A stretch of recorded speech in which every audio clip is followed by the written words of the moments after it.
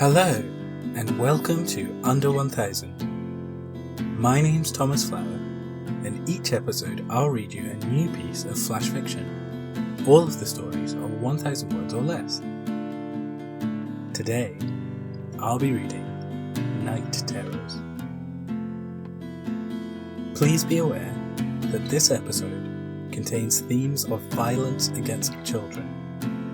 If that's likely to upset you, or anyone that you're listening with, then you might want to skip this one.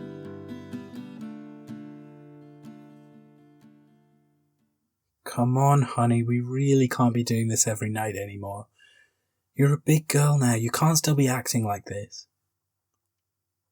Ewan was growing frustrated.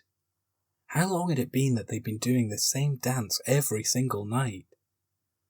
Ailey would be scared, refuse to go to bed, then toss and turn, unable to sleep, before waking him to complain about her fears once again.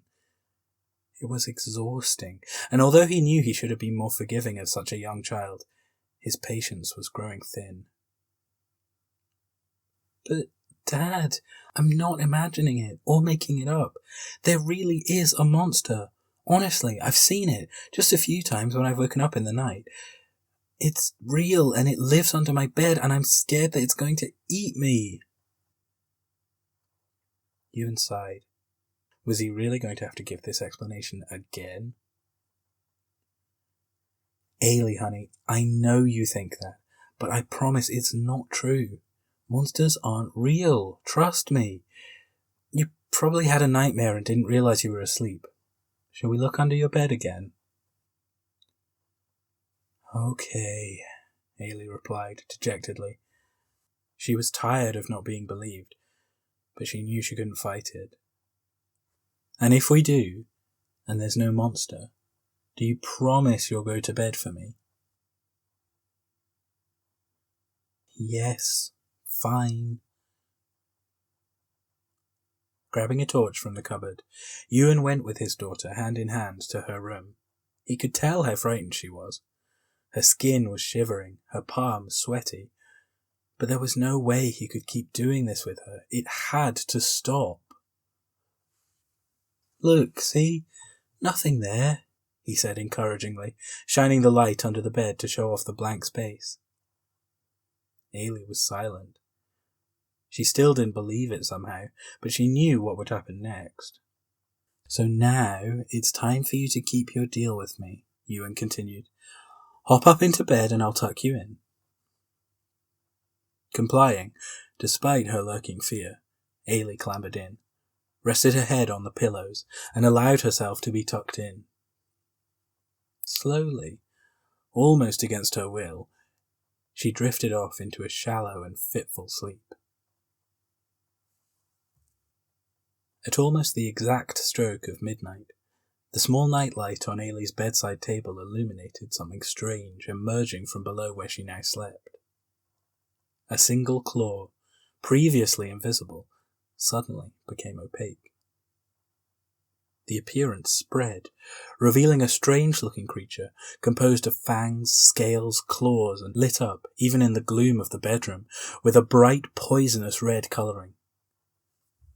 This thing was not of the natural world, it would seem, and yet its bestial appearance suggested a ferocious and deadly animal most of all.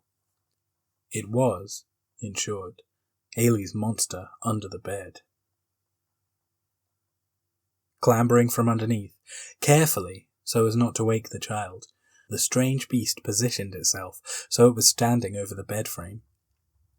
Then, with a terrifying but soundless sudden intake of breath, the creature opened its mouth and began consuming a strange and mysterious gas now rising from Ailey's body.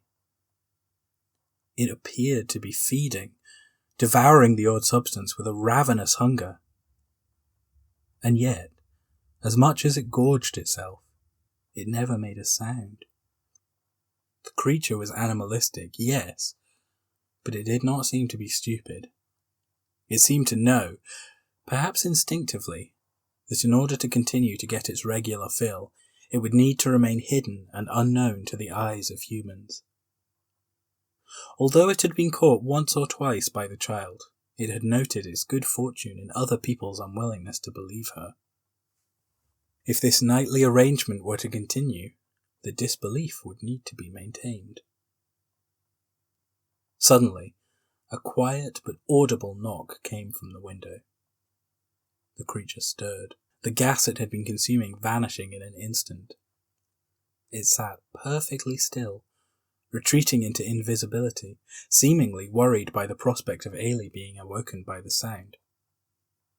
Instead, however, while she slept, another bizarre and unworldly creature passed, as if by magic, through both the glass and curtains directly into the room.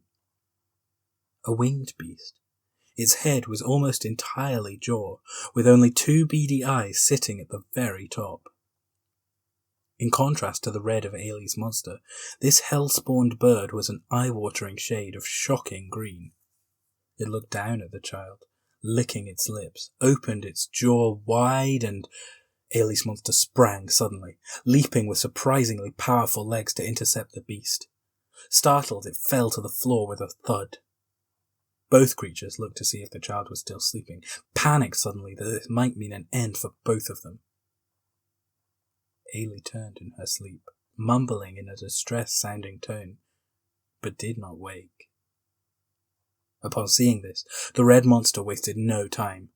Grabbing the winged creature by its tail, it picked up and hurled the beast, watching as it passed once again through the curtains and back into the outside world. Though she would never know it, Ailey had been saved. Returning to feasting, the red monster gorged itself until it could consume no more, then slipped back under the bed again. It had satiated itself for one more night. It needed this child to survive. As long as she was able to provide the food it lived on, the red monster would ensure that no harm would come to her. The nightly cost she paid, unbeknownst to her, ensured that the creature would stay and protect her from all manner of other terrors in the night.